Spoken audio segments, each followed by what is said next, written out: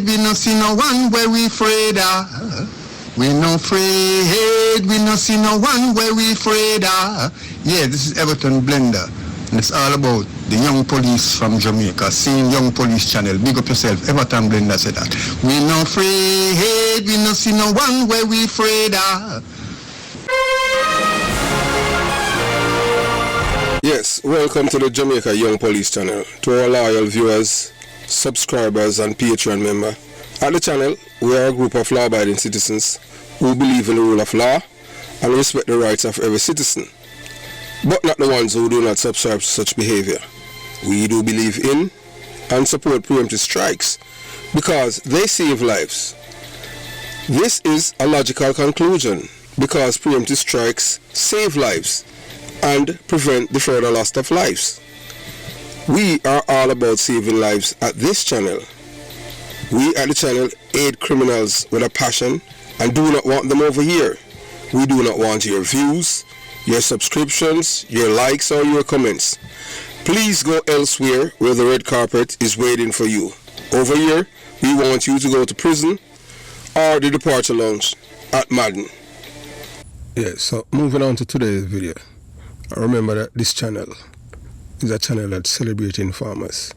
We do believe that informers must live and every killers must go straight to the departure lounge.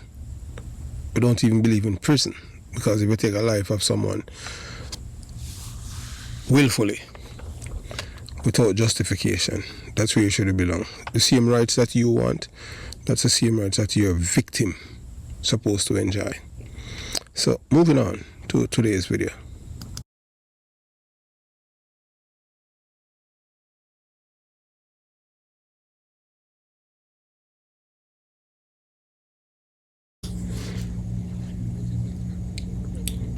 Yeah, so today, we're going to talk about a guy with him, Major Hype, a Jamaican comedian in bad still doing it, if you understand what I mean by bad. When we say bad in Jamaica, I mean it's good. Everything in Jamaica is backhanded. If we say somebody bad, it means them good. Another term we can use, bad, means them really bad. So everything in Jamaica, we do some backhanded thing. So Major Hype, I'm a very popular Jamaican comedian in America. And, if you ever been to one of his shows, man, you enjoy it. Because him split jokes. Twins have twins, them used to be up there with him, but them can't manage Major Hype catalog. Well, him catalog wide. Him can give you various characters from Asian, Bahamian, Trinidad, Barbadian, or Bajan.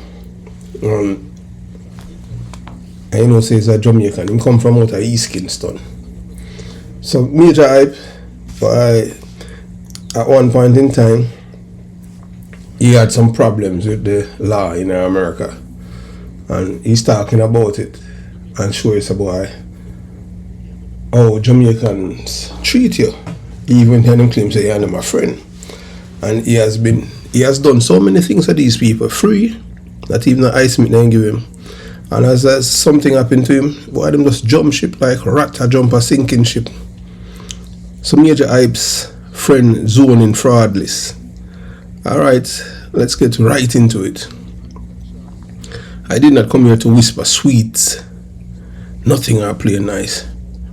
No, today we are naming names. We are pulling back the curtain on the ones who smile in my face, who practically beg for a cosign, who swore up and down they were family, only to ghost click that unfollowed button and second I need them most. It's a tale of as old as time. People claiming loyalty, then selling it for pennies on Canal Street when the going gets tough. If loyalty had a price tag, these folks would be offering a permanent half-off sale, no questions asked. So settle in, because this isn't just a list, it's the official friend zone in fraud list. And we are about to count down every single backstabber, every fair weather friend and every opportunist chameleon who thought they could play major hype for a fool. You wanna know who they are? Good, because I sure as hell do. Before we start pulling chairs out and setting places for these uninvited guests, let me take a minute to remind some folks and introduce others to exactly who I am and where I'm from. My story didn't start with a viral video or a pack comedy club. Nah, it started in East Kingston, Jamaica, where I was born. And then it really took root when my parents moved us to Boston when I was 12. I am the eldest of 3, and even back then, music was my language. 7 instruments, can you believe? Alto saxophone, trombone, you name it. I probably tried to play it. That was the early Colin Nigel Macpherson. Life, as it always does, threw some curveballs. Father would hit me at 19. Suddenly, those musical dreams had to take a backseat to responsibility. So I did what lots of good men do. I got a steady job. For years, I was an electrician for the New York City Metropolitan Transit Authority, the MTA. Picture that. Major hype, the future Caribbean king of comedy. Yeah, when we say, hey, this man him the Caribbean king of comedy, and another Jamaican, because him master all of the accent of the various islands, and him give it to you. So the future Caribbean king of comedy spending his days underground, fixing wires, punching a clock. But even then, there was a itch. This feeling that there was more to my story. Laughter, you see, it was always felt more honest to me than punching that clock. It felt more real. So I traded that Metro card for a microphone. It started mildly with memes and videos on social media, messing around. Then came that Labor Day weekend truck comparison video, and boom! Things changed overnight. Suddenly people were listening, people were laughing. That's when I knew it was time to leave the MTA behind and fully embrace this wild, beautiful world of comedy. And let me tell you, that journey from the band kid to an MTA electrician to the Caribbean king of comedy, it wasn't just about my own climb. Along the way, I made it my mission to lift other artists. I gave free plugs, offer free stage spots, and made introduction to people you couldn't reach without a ladder and 2 security passes. We were building something special, a dynasty, a network where we haul at each other's back. Turn out, I was just meticulously curating a fraud list. Here we are. No, not just anyone gets a coveted spot on this friend zone and fraud list. Oh no, there are strict criteria, a 3-point checklist, if you will. You had to earn your place here, and trust me, you earn it with flying colors. First, you had to come to me when your buzz was colder than sorrel in December. You know the type, struggling to get views, struggling to get bookings, working even to get a decent Wi-Fi connection. Your career was flatlining, and I was the defibrillator. You need a push, a shout out, a feature, a connection, and who did you call? Major hype. You were humble then, remember, full of gratitude, full of promises. Which brings us to the point. Number 2, you accepted everything single favor I offered. Every bit of help, every piece of advice, every free feature, every introduction, all while looking me dead in the eye and promising, I got you, king. Forever we are family. Oh, the sweet symphony of those empty words. The vows of eternal loyalty spoken with such conviction, only to evaporate faster than morning dew on a hot Kingston street. You soak up all the sunshine, all the opportunities, all the exposures, and soar. You had returned the favor when the time came. And that time, my friend, it did come. That's criterion number 3. You vanish. Poof. Gone. The second the headline turned ugly. The second my legal drama hit TMZ. Yes, before I start today's video, I'm just asking you, members of the Jamaica Young Police channel, to subscribe to this channel. United we win, that divided we lose. Because once we unite as a people, they can't beat us. It doesn't matter who they are. They can't oppress us or brainwash us with their lies to tell us that up is down and down is up. We know that in this world, most people worship money, but we worship God. Because money is only of this world. And people hate you when you speak the truth. So, moving on. Call me way from me. Oh, I hear you coming to Trinidad. I'm doing a video with Julia Gong. I want to know if you could put me in it. Yeah, man, me in it, man. Simple thing that, bro. How much you charging? I ain't charging you nothing, bro. Alright, cool. When you reach them, you know. Not even I cement the blood clot man give me. But your hand follow me when me I go through my thing. Zin? All assassin call me when me there at Jamaica. Yo, come up on me yard at Stone Hill. Me want to do an interlude for my video, for my album. And me want to rasp on it. Go to Assassin album right now and see if you hear blood clot. The rasp on him album. The big song where him have where there. I man I rush them like a pit bull. Without that, go and watch that video there and see if you just see the rasp sit down on the step in him video. Not a dollar me charge him on them, but them quick for and follow me. A long time you have them thing you have to talk, I'm in a talk it, Me just low it out, Me just low it. Me just low it. The whole of them. But me I got expose them pussy and show them, say brother, you no real.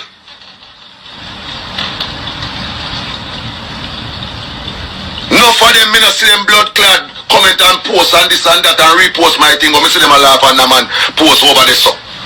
When I hypocrite. Where the fuck do you know? When I hypocrite. And me can't talk it in front of any man face. Make a man feel like him bad. Me embrace every Caribbean comedian, every last one of them.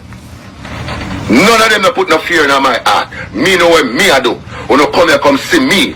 You come into this business and see me. You understand? Me never ask you for no favor. Me never ask you for collaborate and do no video. When you come see me, I do my thing. And I embrace every last one of them. I don't care who it is. See it? I don't care who it is. Me embrace every last one of them. Haitian V, Jesse Wu, Junior Lee, all of them. Me embrace every last one of them.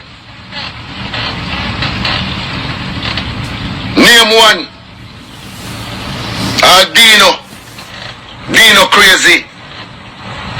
Back in the days when me I travel all over the world and I do video and I do show.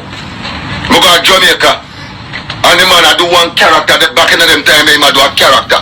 Me don't know America and Bungie Garland call me way from America. The second the tabloids start spinning their tails, you disappear faster than a free sample at a food festival. But here's the kicker. The truly audacious part. Even while you were actively avoiding me, publicly distancing yourself, you still had the gall to sneak into my DMs, asking for festival slots, for another plug, for another favor. The audacity, the sheer unadulterated nerve of it all. Agent Sasko and the others. If you fit that description, if those 3 points resonate with your recent history, then congratulations, my friend. Your chicken has officially come home to roost. And guess what? I didn't just bring jerk sauce. I brought a whole damn feast of truth. So let's get into it. Number 7, the fly-by-night dancehall prince. Alright, we'll start gently, ease into bitterness. You know, at number 7, we have a particular crooner, a self-proclaimed dancehall prince at the time. Was more like a dancehall papa. He slid into my comments, then my DMs, practically begging for a skit. His YouTube views were flatter than a deflated tire, and he needed a boost. He required that major eye magic. I remember it clearly. We shot the sketch in 2 takes, quick and easy. I even let him keep the wardrobe, figuring, hey, the man need a break. The video dropped, and just like that, it cracked 500,000 views. And then suddenly, the video dropped, and just like that, it cracked 500,000 views. Ready to pick up his single, and suddenly it was an heavy rotation. And would you know it? My boy started acting like he invented comedy. It was like he was the architect of my success, not the beneficiary of my generosity. The ego inflated faster than hot air balloon at a festival. Then came the storm. My legal drama at TMC and the world seemed to turn its back. And what did this prince do? Oh, he texted me, alright, a classic. Praying for you, you wrote. A spiritual gesture, right? Except he blocked me before that prayer could even leave his draft folder. Seriously? Who does that? Send a performative prayer and then immediately cut off all communication.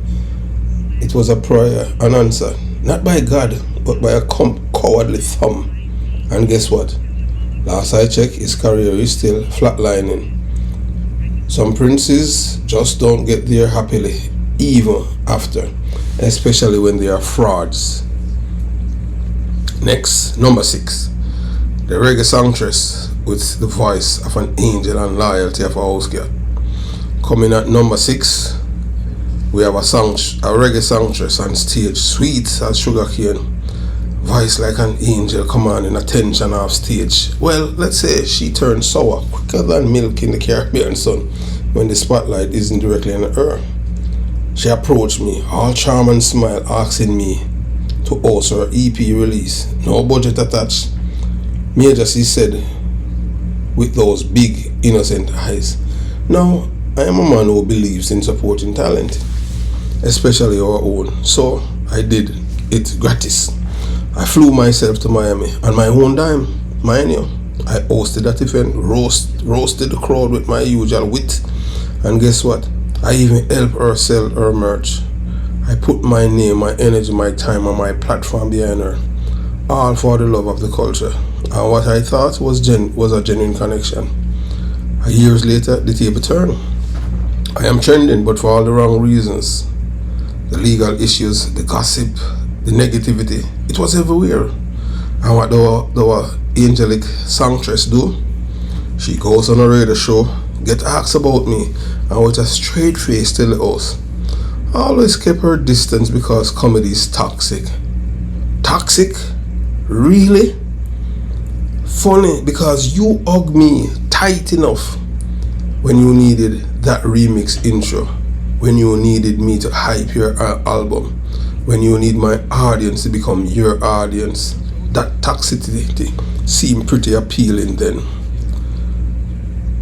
So you get a number 6 spot on my list, my dear, and because I am feeling generous, I will even throw in a voucher, not for the recording studio, darling, but for some much needed vocal lesson in loyalty. You may learn to sing a different tune.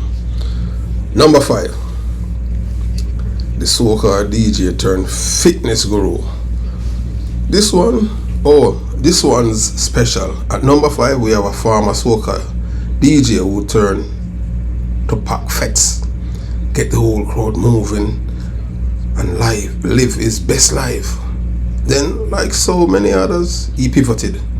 Suddenly, he was a fitness guru, selling resistance bands and Instagram, posting endless video workouts. Good for him, right? Building a new brand, chasing a new dream. He hit me up talking about his new morning shred class. Now he was trying to grow his online presence. And because I believe in giving people a leg up, especially those trying to hustle, I did him a solid. I shout out this morning shred class to my 3 million followers. 3 million. What happened next? Dude get 12,000 sign-ups overnight. 12,000 new customers, new followers, new energy for his brand. And thanks to a simple shout out from Major Hype, he was practically swimming in new business. Then my case hit. The headlines were ugly, the rumors were flying, and what did our fitness guru did? He posted a selfie, a perfectly curated filter selfie caption, "Protect your energy." Then quietly and subtly, he went through his entire feed and removed my tag from every single old promo pitch and every post where I had ever given him a shout out. Protect your energy, he says, while actively erasing the very personal bill is.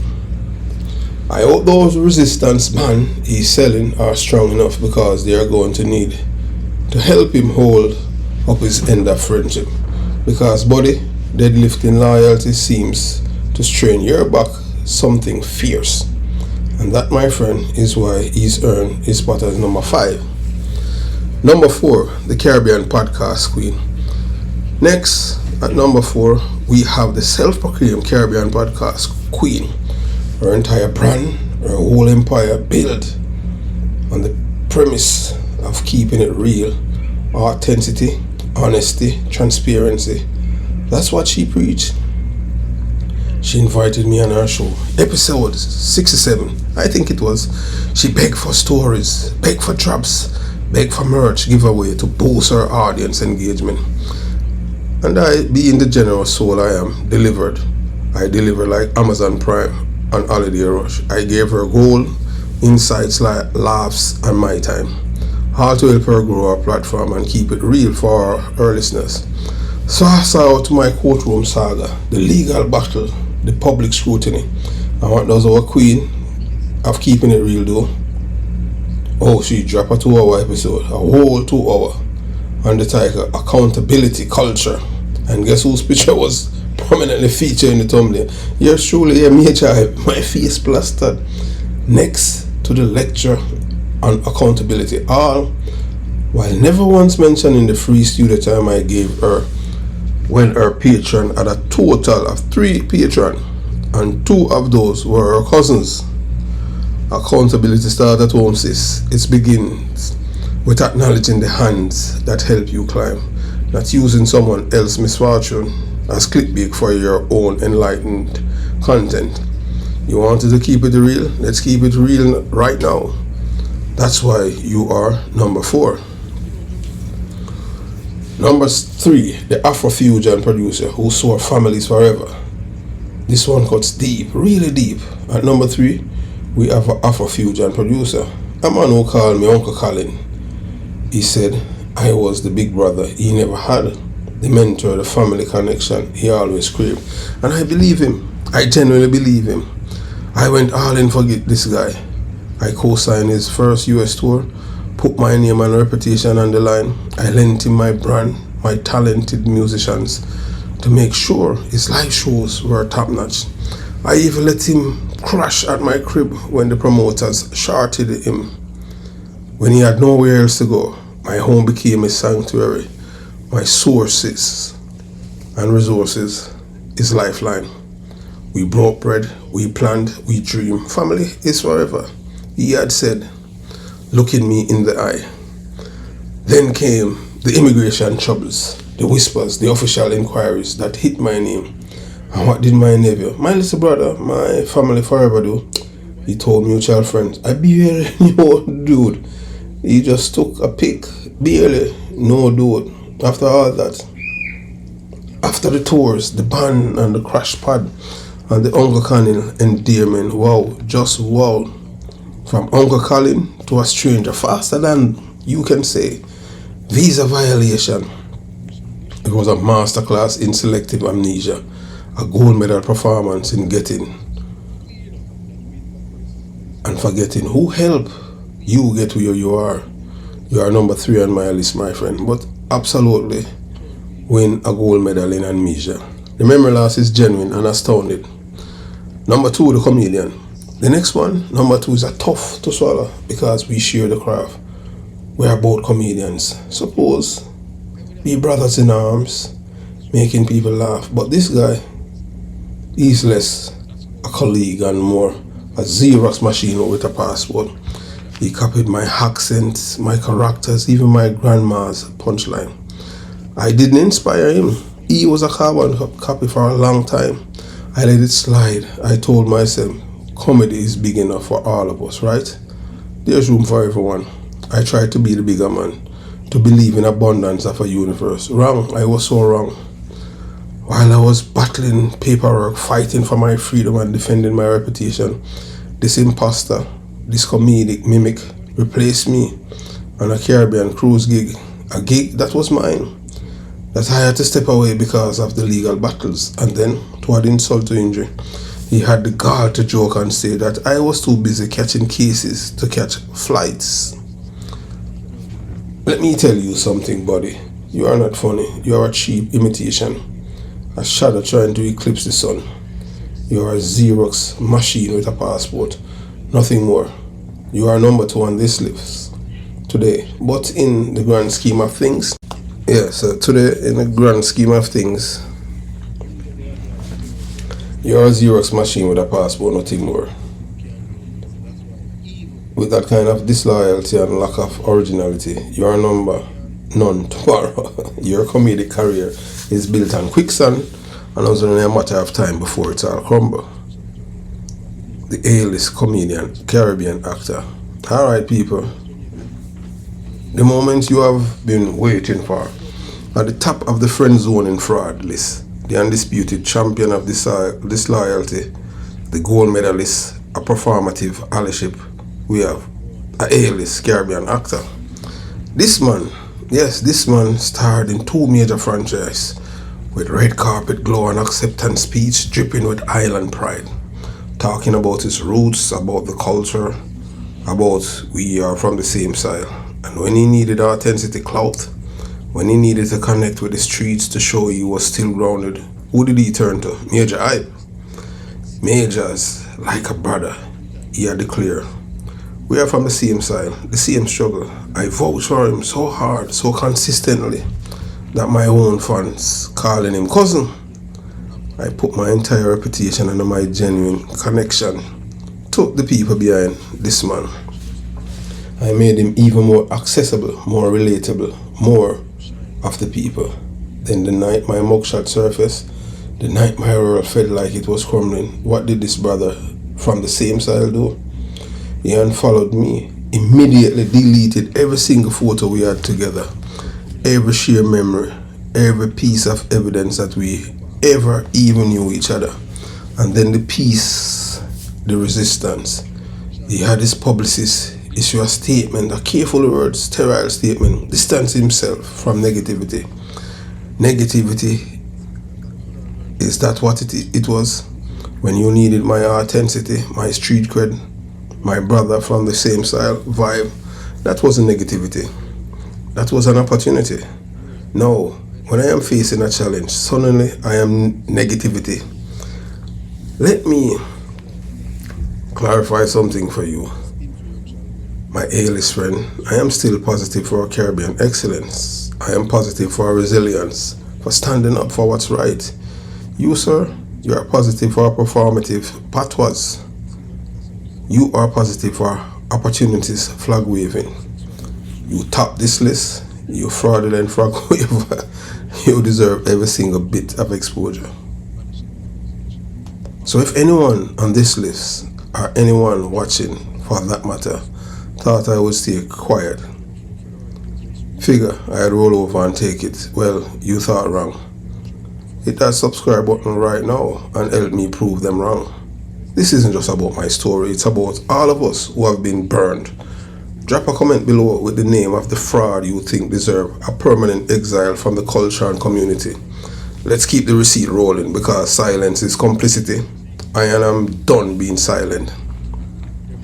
Some people I know will watch this and say, Major Hype is bitter. And you know what? A little. But I say I am better, not bitter. Yeah, much, much better. Better at spotting the leeches before they latch on. Better at guarding my table. Better understanding who deserve a seat and who wants a free meal. I am better at recognizing the difference between genuine camaraderie and opportunistic networking. The whole experience, this betrayal, it's been harsh, teacher. It taught me to be more discerning, more protective of my energy, my time, and my platform. It taught me that not every handshake that smells like cocoa butter and opportunity is genuine offer of friendship. Sometimes it's just a preload to a grab. I still believe in loyalty, absolutely, more than ever, in fact. But now I charge a higher cover fee. My circle is smaller, tighter, and infinitely more authentic. The people in it have earned their place, not just for being there when things were good, but also when things were rough. That's the real test. When the spotlight dims, when the crowds thin out, when the rumors fly, that's when you see who really in your corner.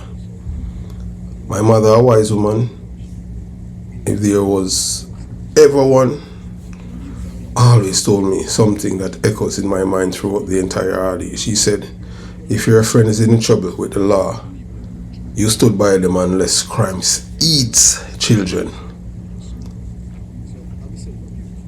Think about that for a second. Unless the crime eats children, that's our threshold for abandoning a friend. It speaks the volume what kind of loyalty and unwavering support she believes in. So my mother always say, yeah, you have a friend. Don't abandon a friend because he's getting in trouble, because you don't know what's going on. You have to treat people the way they treat you. The entertainment industry completely missed that memo. They'll hug you for clout, hug the following headline for relevance, and embrace whatever trend is currently shining brightest. But when the tide turns, when the negativity surfaces, when you need a genuine and suddenly you are nowhere to be found. And then they wonder why their circle feels cold, why their relationships are so transactional, why true camaraderie is so rare. Friendship isn't a promo cycle, people. It's not a temporary alliance for mutual benefit. It's a lifelong tour with no drops in ticket sales. It's about showing up consistently through the highs and the devastating lows. It's about more than just a selfie or a shout out. It's about integrity, about character, about remembering where you came from and who helped you get there. It's about the kind of loyalty my mother taught me, the type that doesn't falter unless crime eats children. And let me tell you, my crimes definitely did not involve eating children. So what's next for Major Hype? Well, I am back on stage, people. The fire burning brighter than ever, and the new material, oh, it's sharper than a machete and cane day. In every city I book and every venue I play, I make sure there's a front row seat, and particular seat, and it's empty. It's reserved for the people on this list, and reserved for the ghost. If you ever grow a spine, if they ever find the courage to face the truth, that seat's waiting. It's quiet reminder, a visible space for the absence they created. Till then, I will keep selling out show and supporting the real ones and the genuine talents and loyal hearts.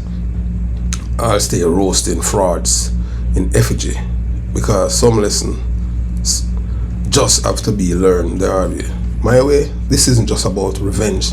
It's about setting a standard. It's about demand authenticity in an industry drawn in fakery. So,